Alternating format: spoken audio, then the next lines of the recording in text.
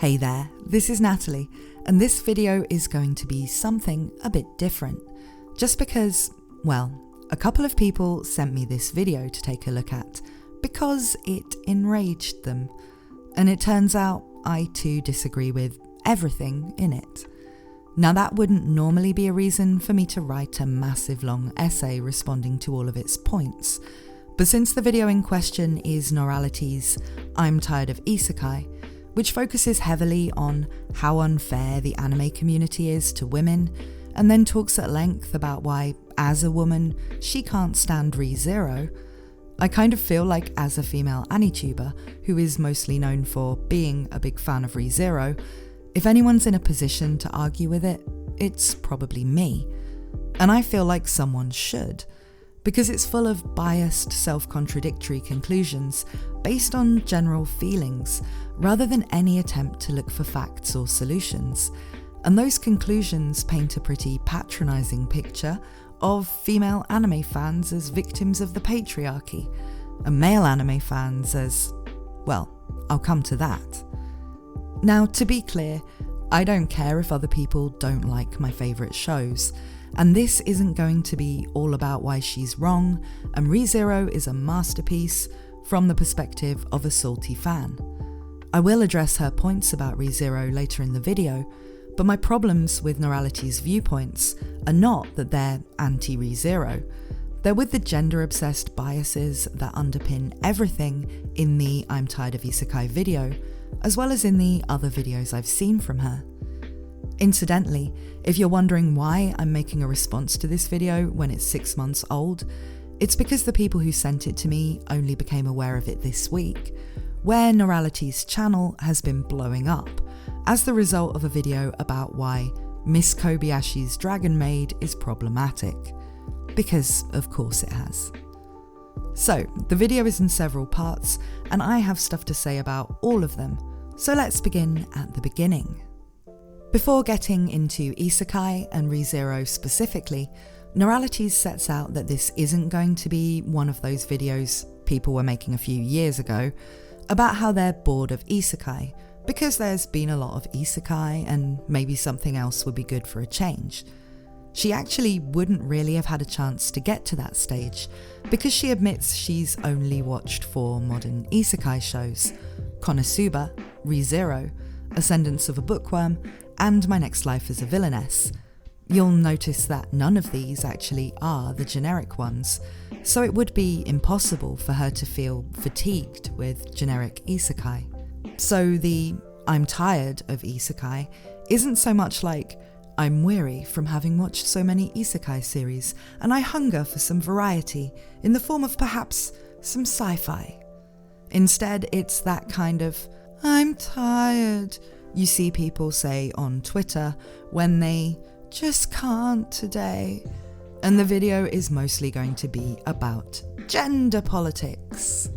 The first significant point is that she thinks the experience of being an anime fan is different for women than for men.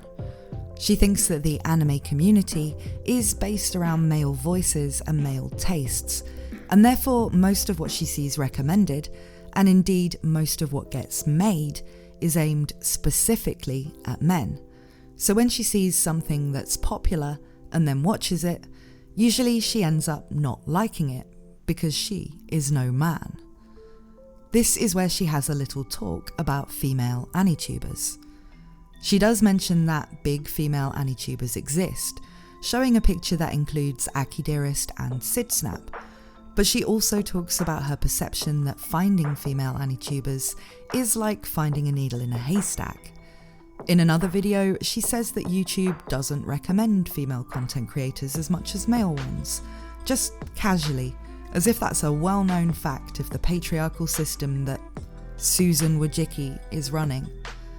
Now, I can explain all of this without any big conspiracies. Anitubers are just anime fans who decide to start YouTube channels about that particular one of their interests. There are more male than female Western anime fans to begin with, so the pool will already produce more male than female Anitubers. But you also have to take into account that there are going to be things that affect whether, as a fan, you choose YouTube as a means of getting involved.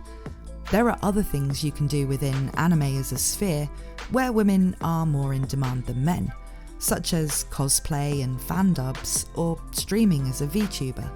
So when deciding what to take up, particularly if you want it to be a career, it's likely that a different proportion of women than men from within the fan community will choose to start a channel. This means there will be more men than women at every level.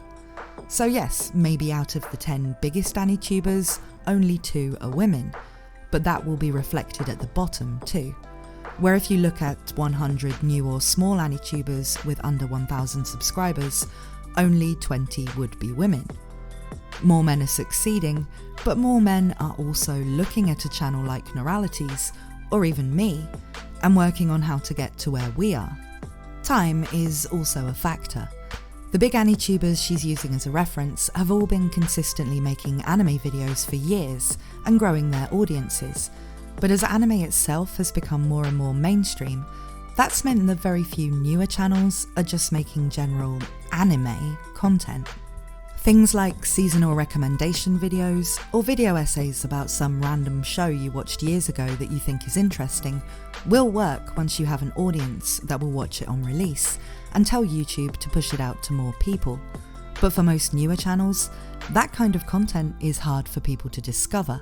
Instead, anime, or rather general weeb culture, is now so big that we tend to find niches, and not even broad niches like manga or visual novels, but a niche like literally just one series, or seasonal anime episode reviews, or source material cut content. We can expand from there into covering more and more things, but it's not that easy because of the way the algorithm works. Big male Anituber Nuxtaku has a really good recent video that goes into a lot of depth about the general challenges facing YouTubers these days, and that goes into how and why the niche thing can be a struggle, so I'll just refer you to that in the description if you want to go deeper into that demoralising topic. But when she says finding female Anitubers is like finding a needle in a haystack, that to me suggests she's typing anime into the YouTube search bar or something and looking for women's faces on the thumbnails that come up. And all but the big established Anitubers you've already heard of are not going to be found that way. And if you're typing female Anituber in, well, I don't think YouTube actually knows we're women unless we tell it. And why would I tag my videos with female Anituber when the fact I've got of a JJ is nothing whatsoever to do with what I talk about in my content? If you're not exploring the niches of anime you're interested in, then you're only going to find the long-established channels. But if you want, say, ReZero theories or Attack on Titan manga analysis, you'll find me as easily as you'll find the men in my niches. I know the men in my niches, and we all have the same struggles. Now, maybe I'm just being too forgiving. Maybe the system really is oppressing me in all of these ways I don't know about, and these logically reasonable explanations I'm giving are just lies fed to me by years of brainwashing by the men at the top. But think of it this way. If I'm right, then the message to women thinking about starting anime YouTube channels is, yeah, it's hard for everyone, but as you learn and improve, you'll grow. Whereas if Noralities is right, then the message is, you should start a YouTube channel because there are too many male voices, and just by being a woman, what you have to say is automatically important. But when you do it, you will be nerfed by the system because all women are, and so you'll work much harder for less reward. I mean, if I believed that was true when I started, I'd have considered just doing something that's easier for women to become successful in instead as part of the anime world, like cosplay or something. Or, more likely, I'd have just called my channel Big Dave's Anime Shack and used a voice changer. But my point is, if you want more women to do something, then maybe don't keep telling them it's going to suck because of shadowy reasons you only think exist because of selection bias. This doesn't just apply to YouTube either, by the way, but pretty much any career or interest. If you tell young women that one path is going to be full of sexism and oppression, then you shouldn't be surprised when they don't choose it. And the message for men? Well, I doubt she cares, But the message this stuff gives to male Anitubers who are not seeing success yet is that, well, who cares about their efforts? It would be worse if they were women. And for the men who've worked hard and achieved stuff, well, they were playing on easy mode. None of this encourages or supports anyone at all. So those are my thoughts on the Anituber stuff, but there's still more to address before we get to Isekai and ReZero. The next section is about the anime community and women. Now, the anime community part is something I already hinted at my views on when I was talking about niches. The anime community, as people knew it back in the day, is no longer really a thing, and in a good way. Discovering anime is simple now, and weeb culture is bigger than just sharing a love of 10 or so classic shows. Every new season brings new shows and new hype, and within what you might have once called the anime community, we now have other adjacent fan communities where many anime fans overlap into things like manga, light novels, visual novels, webtoons, gacha games, VTubers, and cosplay. You have whole lively fan communities around just about every individual series, as well as people who are mainly into older series for the nostalgia value, and people who are only into certain genres. You kind of find the parts of it that relate to your interests and have at it.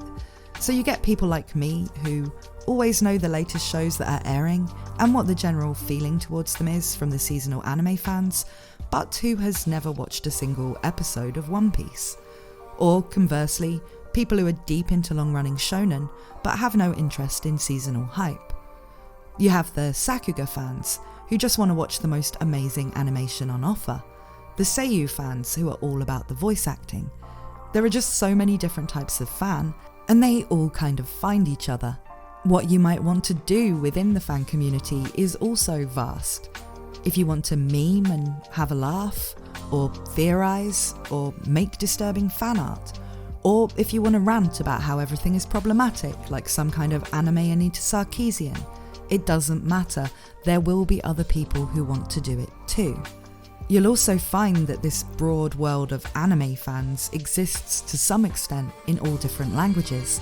So other than stuff like fan art, which can be shared without language barriers, there are whole anime communities out there you never see, talking in languages like Portuguese or Italian, all with their own YouTubers and bloggers and popular Twitter accounts.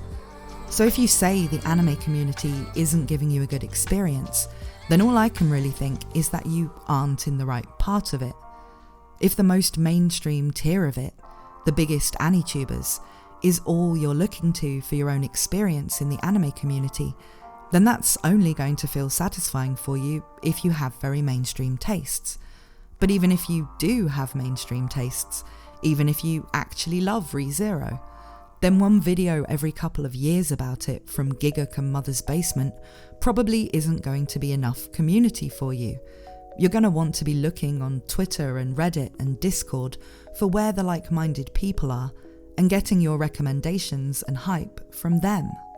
These days, talking about the anime community is like talking about the sports fan community. Yes, you've got something in common with everybody else in it, but it's too big and broad to really mean much on a practical level. And when you're looking for media to consume and people to connect with, you are going to niche down. It's not because the anime community hates women, or the anime community only likes isekai or shonen battle series. It's because you're searching for sports when what you actually want is tennis. Tennis is big, lots of people are talking about it, but if you only search for sports, of course you're going to think people only ever talk about the NFL. We have to do away with this nostalgic idea of a monolithic community of people discussing the same few shows on message boards and going to the same few conventions, and embrace the fact things have gotten big enough that there's really a place for whatever your personal interests within the culture are. But having said that, I do think Noralities' next point about how mainstream anime is all made for men actually gets so many things wrong that it even misrepresents that most mainstream top tier of the community.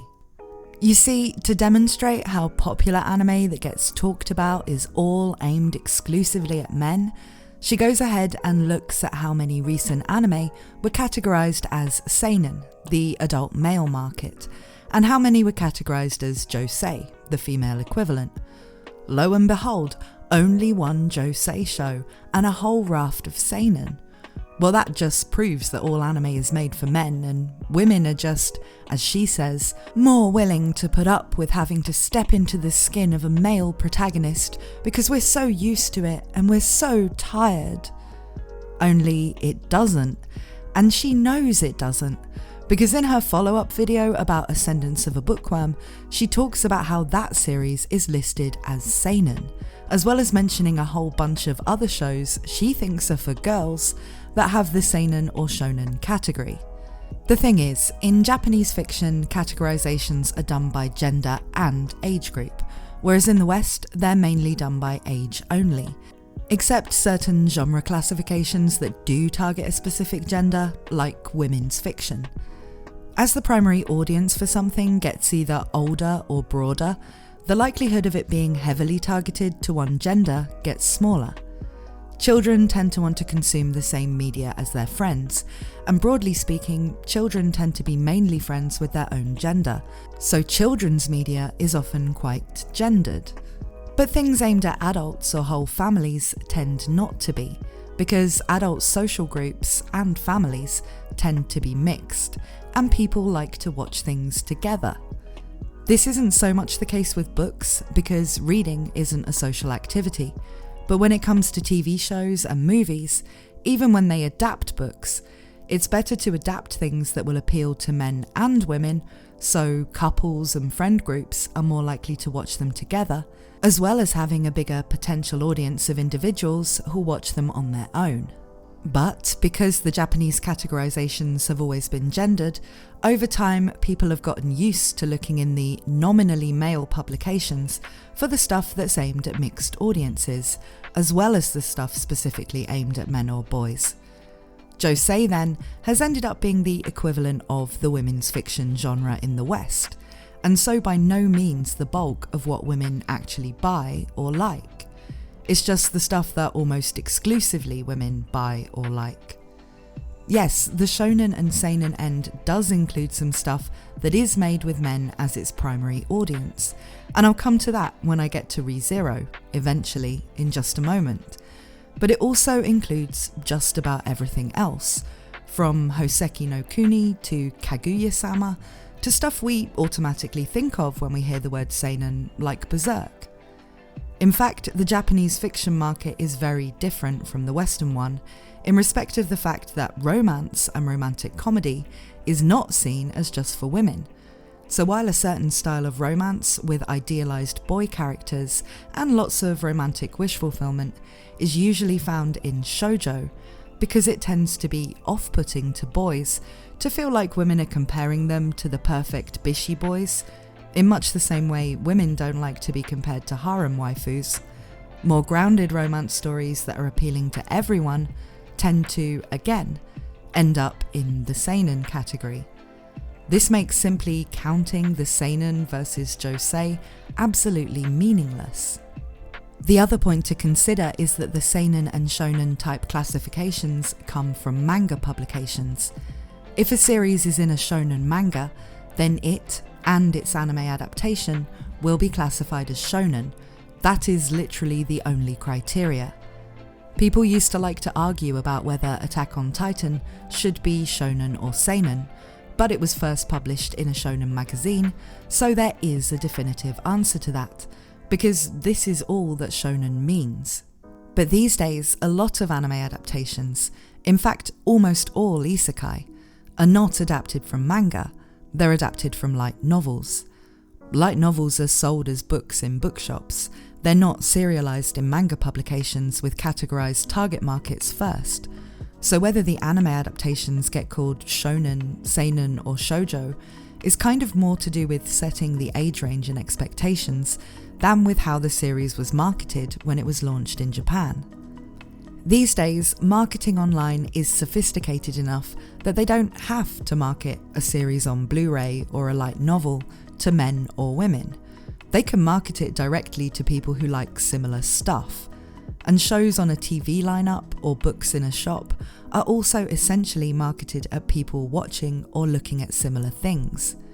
Saying that these shows are marketed towards men because they have the seinen tag on Crunchyroll or whatever doesn't really add up. If you're seeing the marketing, then they're marketed towards you. But she also seems to feel like all of the most popular masculine anime has male protagonists, male power fantasies, and of course lots of fan service, because men. She keeps using Fire Force as an example of this. It kind of bewilders me because I haven't really seen anyone talk about Fire Force since it first came out, and it certainly wouldn't be one of the first things that sprung to mind as a super popular series of recent years. I mean, it did okay as far as I know, but as far as hype around it went, it was probably sort of up there with, I don't know, Cells at Work or something. But when I think about the stuff that I see people talk about a lot, beyond the weekly episode hype, stuff that really resonated with them, rather than the trashy shows we watch as throwaway entertainment and then forget. From the last few years, well, some things that spring to mind are The Promised Neverland, before Season 2 ruined it, and Made in Abyss, which both have female child protagonists and no fan service or shonen battle elements. This season, people can't stop talking to me about Vivi Fluorite's song, which has a protagonist who's technically an AI, but a female one, and To Your Eternity, which has a protagonist that is a genderless alien that changes form as it explores the world. Neither of those shows has any fan service either. Last season, Wonder Egg Priority came out of nowhere to be as talked about as ReZero, and Horimiya, which is one of those romances aimed at both men and women I talked about before, was also hugely anticipated, owing to the massive popularity of the manga. It's almost like male anime fans don't actually care if the protagonist is a woman, and they like characters and plots that have depth and cleverness to them, rather than just being easily pleased with some bouncy cartoon oppai. They might joke about being constantly horny and easily pleased, but their demands when it comes to the fiction they'll actually remember consuming a month after watching or reading it are actually just as lofty as any demands Noralities might have. If men really did resist watching things that didn't have male protagonists, why is everybody so excited about the announcement of JoJo's Bizarre Adventure Part 6, the one where the main character is a woman and so is nearly everyone else?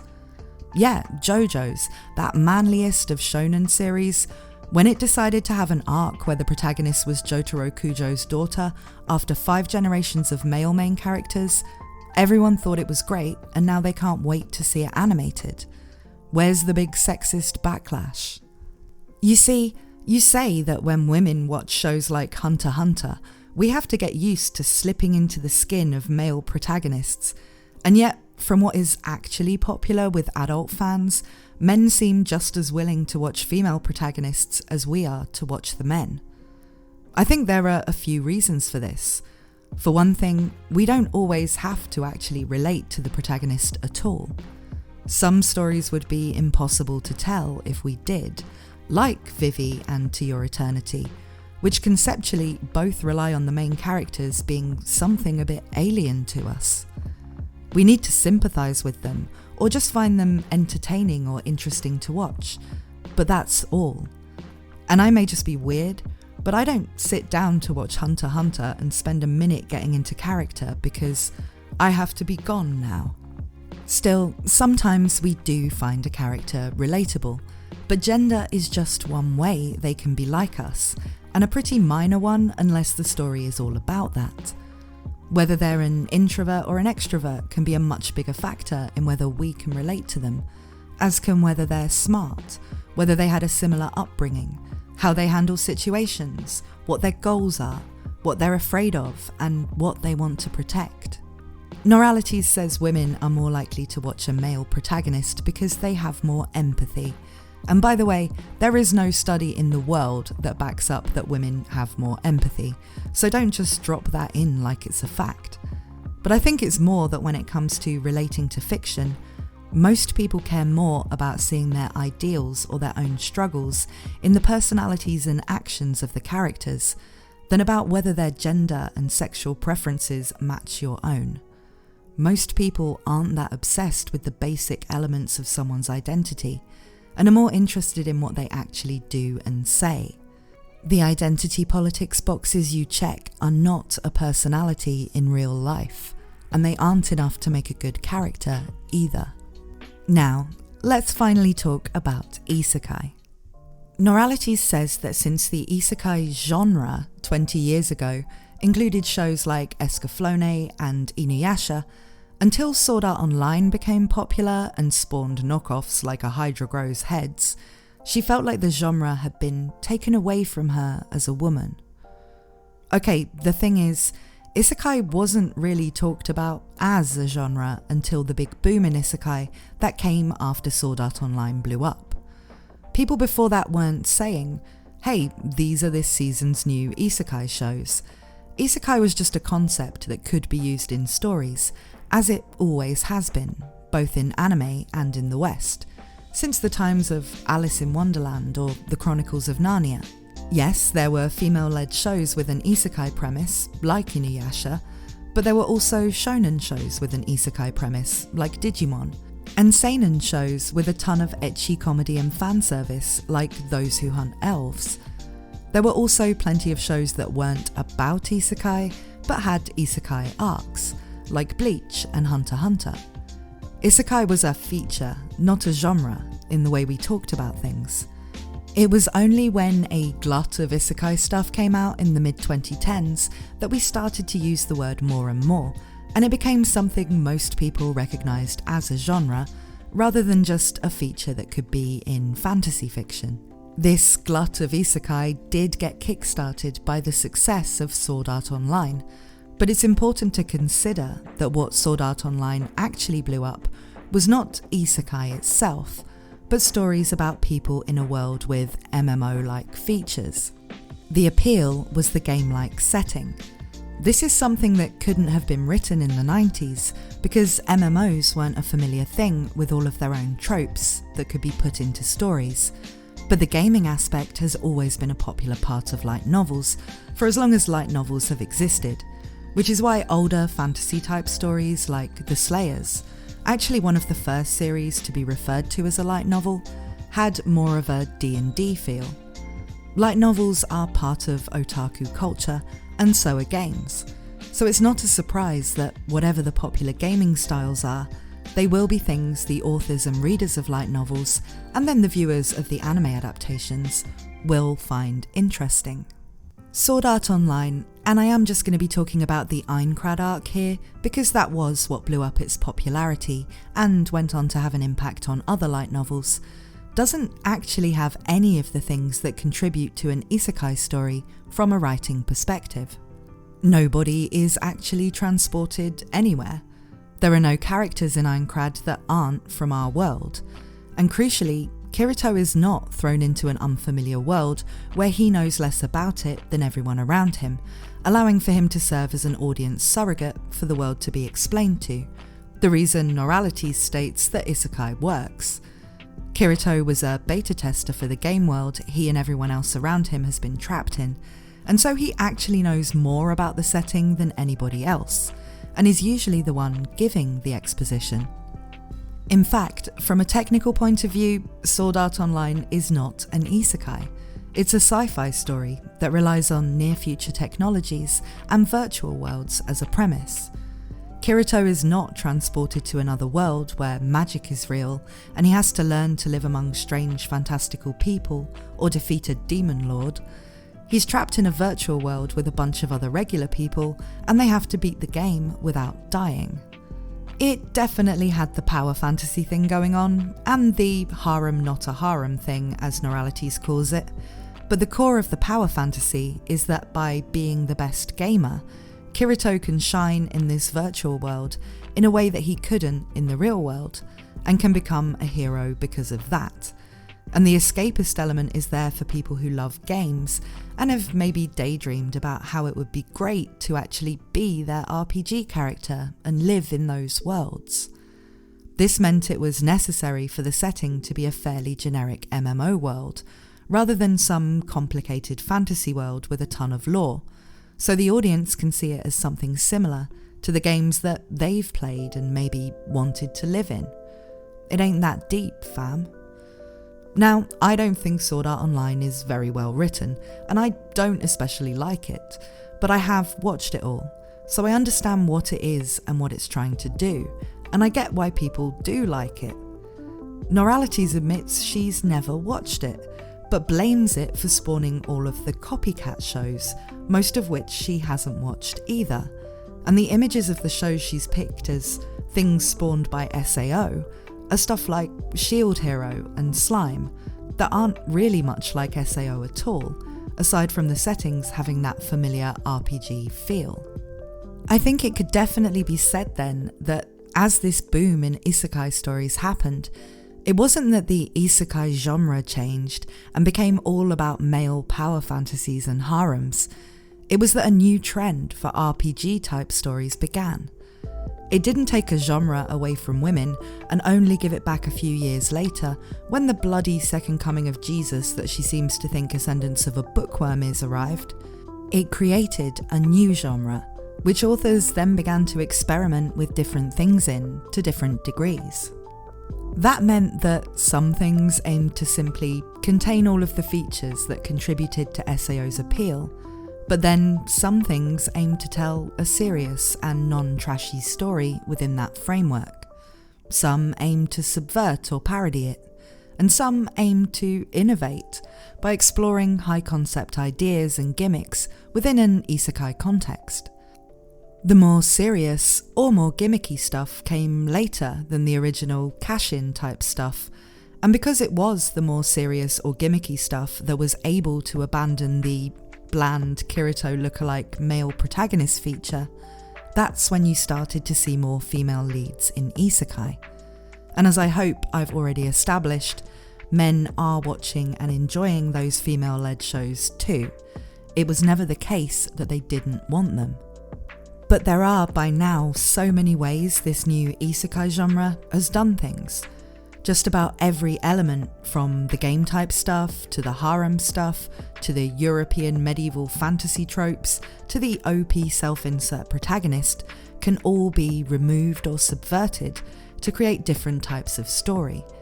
And that's exactly what's happened, meaning that what on the surface looks like a bunch of SAO clones is not that at all. Take that gaming element that I said SAO popularised. There are shows where people get transported into worlds that are the same as a game they've played. These include Log Horizon, Overlord, Death March to the New World Rhapsody, How Not to Summon a Demon Lord, and My Next Life as a Villainess. But in these cases, that world has become real somehow, and the people who would be NPCs in the game are now real characters the protagonists have to interact with, making the protagonist's experiences very different from Kirito's in SAO. But these shows aren't all the same as each other either, and vary a lot in what they're trying to do, with some being the power fantasy type things, some having harems, and others not really doing any of that, like Log Horizon, which has an ensemble cast of men and women, and mainly focuses on the politics of them trying to learn to live alongside the people from the game world, rather than fantasy battles or harem building. Log Horizon is about the same age as SAO, by the way. But what's interesting is that the game-like setting and the power fantasy elements also come up in modern shows that are not isekai, which suggests that the things the writers noticed were appealing about SAO were not limited to the protagonist being from our world and getting to become a hero in another one. Consider Danmachi, Goblin Slayer, or just from last season, Redo of a Healer, Suppose a Kid from the Last Dungeon Boonies moved to a starter town, or The Hidden Dungeon Only I Can Enter. These all have the game-like fantasy setting and the hero who is or becomes special and powerful, and some of them have the harem elements, but none of them actually are isekai. The protagonists of these shows were all originally from the world of these shows. People joke about forgetting it's not an isekai when watching these types of fantasy series, and that's, I think, because a lot of what we associate with isekai, since it's become an actual genre, actually doesn't require the isekai part to be there. Then there are the isekai series that don't even have the MMORPG elements, with characters going to fantasy worlds that aren't reminiscent of a game and don't have any game-like mechanics to them, such as the Saga of Tanya the Evil, which is about a guy who's having a bit of a beef with God and so gets reincarnated as a little girl in a magical alternate version of World War I. Or Welcome to Demon School Irimakun, which is about a human boy whose parents sell him to a demon who wants to raise him as his grandson and send him to a school for demons. Or No Game No Life, which is about gaming but is set in a unique and non-generic fantasy world where everything is decided by games, rather than in a generic game world. We also have reverse isekai, like The Devil is a Part-Timer, Copcraft, or the terribly problematic Miss Kobayashi's Dragon Maid, which have characters from fantasy settings that end up in our world. As a result of the premise, these tend to be nothing like isekai shows in the tropes they include, but yet are other world stories. They are isekai. These are just a few examples of isekai that doesn't do what she claims all isekai do, and not a single one of the shows I've mentioned in this entire section is an obscure one that wasn't to some degree popular. Generic isekai power fantasies do exist, of course, but they're usually considered to be the trashy junk food type of entertainment. I mean, I have watched most of them, and I will continue to keep watching all the new ones every season, because sometimes I want to watch some basic-ass trashy entertainment.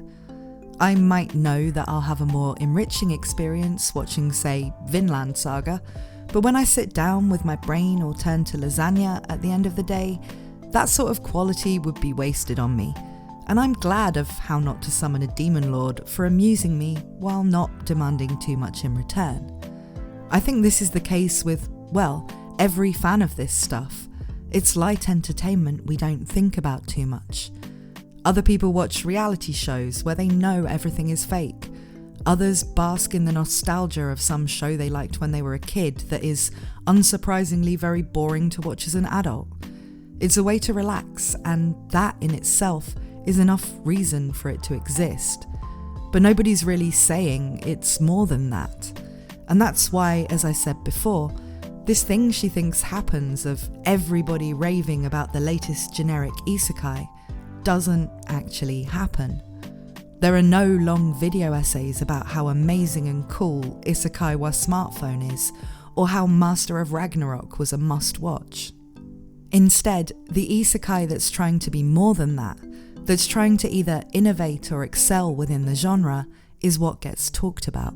And it's only because of her biases that she can't tell that they're different.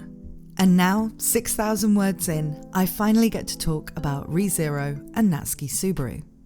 The previous stuff I talked about seinen is going to become relevant again here, because even though I'm a woman who's made over 100 videos about ReZero, and who has read the behemoth that is Arc 4 of the web novel not once, but thrice, I 100% think that ReZero is a series that's aimed primarily at men. Just not for the reasons Noralities thinks, and not in a way that should make women find it unappealing. Let me elaborate. The reason why ReZero is primarily fiction for men is how much it deals with the expectations about what it is to be a man, and how weird and hard it can be to try to become that when you're growing up. All of Subaru's issues, all of the challenges that come from within himself rather than from the external plot, come down to the complicated relationship he has with the idea of who and how he's supposed to be and wants to be, and how he doesn't yet know how to be that. This is stated in the web novel on lots of occasions. There are even chapters called things like "It's hard to be a man." And while someone like Noralities, who thinks men get handed everything on a plate, might scoff at that, it is sincere. The series is sincere in exploring that in a sympathetic way. perhaps because the author felt that way too, and perhaps he wanted to give people a character that showed the less heroic moments that tend to come about when someone is growing up and trying, as well as the admiration and respect he gets when he gets it right. Subaru is not a self-insert. He has a distinct personality of his own, and literally nobody who watches ReZero is doing so because they want to experience the things he does. He's a character whose circumstances, by design, mean that he'll have to keep going despite having experienced worse things than any real person ever could. But while he isn't a self-insert, he's relatable to young men who are trying to grow up like he is, and for adult men who can look back and think, yeah, I used to do cringy stuff too when I was trying to figure things out. I'm glad I got through that. That's the primary audience, but it's not the only audience. I don't relate to Subaru's struggles, but I do like him, and so I can root for Subaru like I would root for friends who do relate to him. Because, you know, a lot of people I know and like are men. And I also like the plot and the world building and the way it uses mysteries and intrigue, because I like thinking about that stuff and making up theories. And I like the characters, including the way the female characters are written. The fact that the story has a primary audience it supports and maybe can give a role model to doesn't mean it excludes anybody else who's interested in it. But the problem Noralities is going to have with ReZero is not that she can't relate to Subaru, it's that she can't sympathise with him. And that's where I think the worst messages in her video were. So she describes Subaru in several ways. As not a good person, as someone she could never root for, and after his fight with Emilia, as irredeemable. Now to me, the reason why Subaru exists as a character is to show you that you can be a good person with good intentions, but at times you're not going to know how to act yet. You're not going to have learned the lesson yet. You're going to have crappy social skills and make people you don't want to hurt angry with you, or make them feel bad. But that's part of growing up with these expectations, the self-imposed ones and the ones imposed on you. And as long as you keep trying and rely on the people around you to help you grow, you will always be redeemable. She thinks Subaru is not a good person because, yes, he acts pridefully and selfishly in Arc 3. But Subaru, right from the start, is a good person. He's striving to be a good person and save people he could have just abandoned. He wants to help Emilia in the first place because he thinks she's so kind that she'll get herself into trouble. He forgives Rem for literally killing him, and instead tries to understand her reasons and what he can do to show he isn't a threat to her. Later, he forgives other characters like Otto and Garfield for things that happened in loops only he remembers too. In fact, it takes a lot for Subaru to see someone as irredeemable, which kinda makes him seem like a better person than Noralities, but we'll come to that. Subaru is never established as not being kind, and he wants to protect people. The core values he has are those of a good person, but we see him at the start of the story, and he has no idea what being a protector or a hero actually looks like. He mistakes having done some brave things and wanting to be a just hero for being entitled to the respect the knights have earned, and crucially, he has crappy social skills. He's an extroverted person who ended up isolating himself, again because he was struggling to live up to his own expectations of himself, and so at first, in this new world, he has the willingness to put himself out there and say whatever he wants to anybody, but not the social experience to know how not to be awkward or taken the wrong way. This comes to a head in his fight with Emilia, and Noralities says that the moment when he becomes irredeemable is when he does the nice guy thing, and says it was all for Emilia, and she should be grateful. She describes how she understands the scene, and she isn't wrong about it. She knows this isn't being painted as a good thing where Subaru is justified in what he says, that it's a low point for him that he regrets almost instantly, that Emilia is intended to be taken as right to be hurt by it and to want to distance herself from him. So surely she must know too that this is an immature outburst from Subaru that he could only have known that wouldn't go down well. Even if, to some extent, he's not wrong to think that Emilia should be more accepting of him because he genuinely has risked and lost his life to help her so many times. She can't know that. And even if she did, she'd be horrified that someone she barely knew would do that for her. He's frustrated and weak, and his immaturity and bad social skills cause him to act like a bit of a dick to Emilia.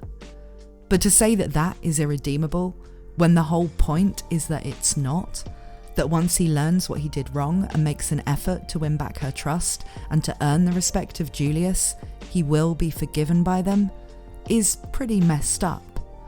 It's irredeemable to have bad social skills. It's irredeemable to be immature. It's irredeemable to fail at being heroic. You have to get it right first time. And why does she think it's irredeemable? Well, because people just aren't imagining how it feels to Emilia, to women watching who have been in the same situation. Okay, well, this is where my super specialist knowledge of being a woman comes in again.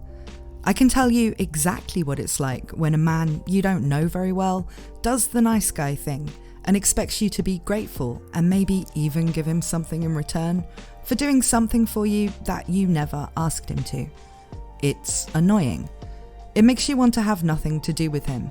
So basically, it's exactly like what we see here from Emilia.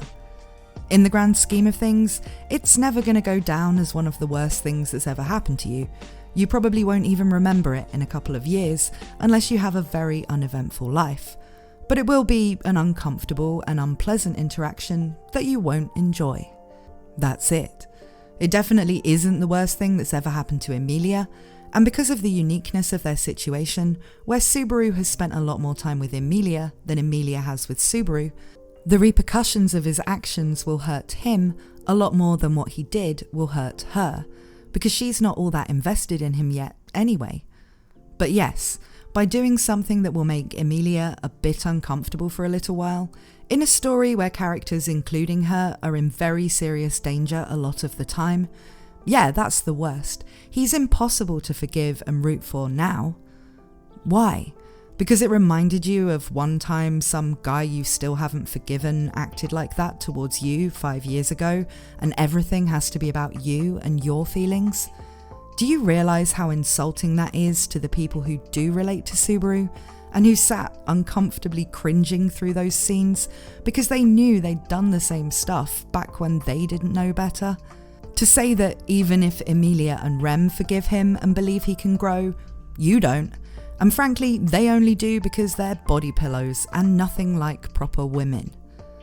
I think this feminist bias basically leads people to think that it's always punching up when you say this kind of thing. When you say that men shouldn't really be allowed to have stories like this that explore the problems associated with the expectations around being a man. That the characters they see themselves in are not good people and can't be supported, because they don't know how to act right around the girls they like instantly and with no experience. Because hey, women are oppressed and men are the oppressors. We're always punching up when we criticise them. But Noralities, you talk at length in your Dragon Maid video about your educational background, you talk about how long you've been into anime in this video, and all of that reveals that you are an adult. You and I are adult women, and the things you're criticising are the experiences of adolescent men who are still growing up. They do not have more power in the world than you. They do not have a platform or any influence. They still have to do what their parents and their teachers tell them, and they don't feel like they're in control. You're not punching up. You're disregarding people who have less power than you, and making out that's fine because they're male. And it's not fine. It's not Daijobu. Subaru, before he's summoned to the ReZero world, has become a hikikomori. He's only been one for 3 months, but we can see what he's afraid that will lead to, the ways he's afraid of wasting his life, by looking at the protagonist of another isekai which only came out last season as an anime, but is about the same age as ReZero as a light novel series, and that's Mushoku Tensei. This is a real-world social problem where people withdraw from the world not because they want to, not because they're super introverted and want to do nothing but read books and watch TV by themselves, but because they become afraid that they'll never be able to handle what the world expects for them. This is a well-documented problem in Japan, but it happens in the West too, and is vastly more common in young men than in any other demographic. Now, if authors in Japan want to talk about this and produce stuff that might help young men who can relate to the way Subaru is at the start of the story, see that they're not alone and that things can get better, then complaining about those characters and about how the show is too much for boys in the first place is basically being heartless towards those issues and treating the people who have them with contempt just because they're male. That to me was the most grating thing she said about ReZero, but there were plenty of other bad takes too. Apparently she cut 10 minutes of ranting about ReZero because it wasn't funny or interesting too, so I can only imagine what kind of stuff didn't make the cut. We've got some great gems here. ReZero falls back on the same generic fantasy stuff as everything else. That's one thing she said. And look, I appreciate that if you don't like something, you probably aren't going to go and get deep into the lore or the source material or any of that. So I don't blame her for not knowing that there is actually a whole lot of complexity to the setting of ReZero, but just assuming there isn't because Felix looks like a cat girl and levelling that as a criticism against the series is kind of just proof that you don't care if you know what you're talking about or not. She says she just watched a fantasy whale get murdered. Well, consider that the world of ReZero is actually flat and has no oceans, and the whale existing at all is therefore a bit of a mystery. We find out how it was created in part 1 of season 2, which was aired before her video was made, but since she doesn't say anything that suggests she watched season 2, I kind of assume she didn't and just chose to make the video at that time because ReZero was doing well in search. Nothing wrong with that. I just want to be clear to people that those people who take the moral high ground and make this woke content are just as cynical about when and why they make the content they do as a normal YouTuber is when they make content about what's currently popular. They just pretend they're not. If she had watched season 2, she'd probably also have avoided saying that the women in ReZero are just there and don't get any proper development. Though I'd say personally that was already evidently not the case from season 1, given it is now abundantly clear that Emilia is extremely important in the story, and Beatrice and Ram both received a lot of development too, despite not being love interests for Subaru. Actually, in the author's mind, Emilia is the main character. It's just that the story he wants to tell works better if we and Subaru don't know that much about her in the beginning. But forget the fact that this is an extremely long story and you've basically watched what amounts to the prologue of it. You can definitely already say that the female characters are just there for decoration and to make Subaru look good. Because, well, it's a harem not a harem story after all, with body pillow waifu Rem. The Rem stuff, she says, is just as stupid as the rest of it. She says that Rem has only seen Subaru at his best, due to the return by death mechanic.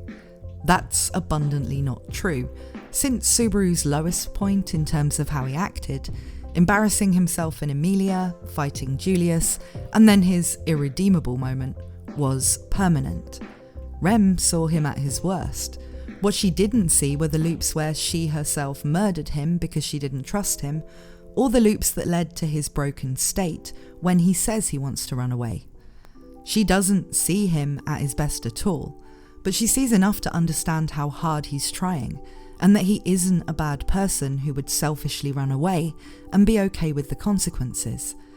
And maybe it is to some extent wish fulfillment that someone would show up in this hour of need and actually have understood all of that and want to be kind to him. But is it really so heinous for someone to wish for kindness and understanding and acceptance? This scene isn't all about Rem putting in the emotional labour and Subaru just lapping it up either. He remembers and appreciates Rem doing this forever. It helps him motivate Emilia in a similar way later on. It helps him get over the things that were holding him back that we learn about in his backstory, again in season 2, to see himself how Rem sees him. He never forgets it. And later on, when Rem will need someone to be willing to put up with a lot to help her, he will be willing. He doesn't take this stuff for granted at all. Equally, Rem may look like she's serving some fantasy to you, but Tappei Nagatsuki is a much better writer than that. Rem's unconditional devotion to Subaru, while helpful to him there, is not really framed as being that good for her. It's her spouting about her hero that makes the Thin Archbishop of Gluttony take an interest in eating her in the first place, leading to her condition as of the first episode of Season 2. Rem has a well-established inferiority complex due to her sister Ram being regarded as the reincarnation of the Oni god, and so her willingness to play second fiddle to Emilia is not framed as a convenient setup for a harem. It's more a character flaw of Rem's that will probably be explored in her overall arc in the story. Many people, including me, think it's likely her arc will actually include getting over her self-sacrificing tendencies and possibly even her romantic devotion to Subaru. Tappei Nagatsuki, the author of ReZero, has frequently talked about how he isn't a fan of harems or overly sexual content as a writer, and so while I can get how someone who just saw some pictures of characters might think ReZero is a harem waifu show, I can't understand why someone who's actually watched it would still think that, unless they were just unwilling to have their biased viewpoint changed by what was actually, in the story.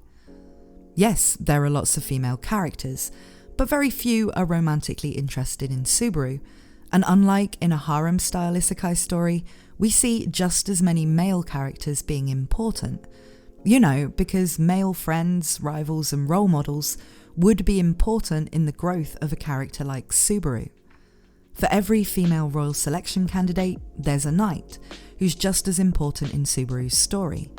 His main group of allies, which is formed in Season 2, contains as key members Otto and Garfield, and Subaru's relationship with them is as important both to the story and his own development and mental state as his relationships with Rem and Emilia.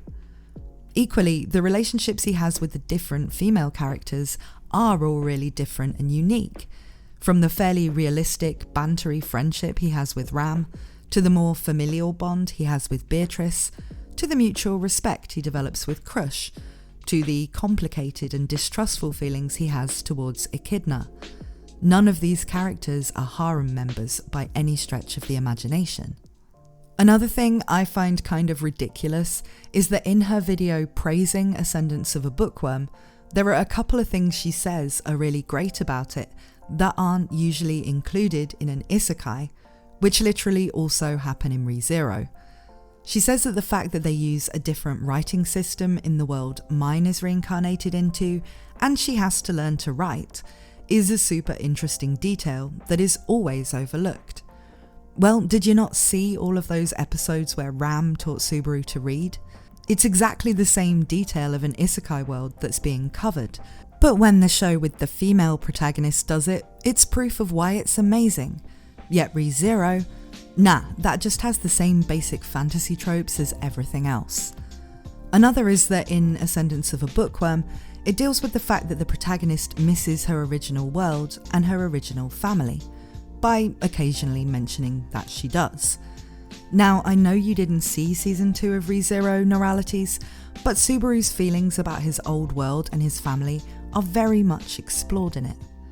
She also says frequently that her favourite trope is found families. And guess what? That's exactly what the Emilia faction is once it's established. The first season of ReZero focuses on Subaru feeling isolated, but Season 2 is all about moving past that and forming important bonds. And what results is exactly that found family dynamic you love for all of the characters in it. So maybe ReZero actually has a whole bunch of stuff you like in it. You just were never willing to see it because you were watching it with a big old gender politics chip on your shoulder. And now I'm going to stop because this is an excessively long video. There's a lot more I could say, but where the original video kind of meanders around 5 different topics, it's not really easy to structure a response without doing the same. All I can really say in conclusion is that just because someone convinces themselves and a lot of other people that they're a victim in some way, that doesn't mean that's actually the case, or that their own views aren't kind of harmful and prejudiced. And that the more we obsess about things like gender and identity politics, the more we separate ourselves from stuff that we could actually be enjoying. I don't know what you guys are going to make of this one. It's not the type of thing I usually do, but this video has been aggravating a lot of the people I know, and I just felt the need to talk about it. Noralities, if you've watched this, I do welcome discussing this stuff with you. Hell, I'll even debate you on stream if you want, if you feel like what I've said here is unfair or whatever. If you've made it this far, thanks for watching, and I hope to see you again very soon.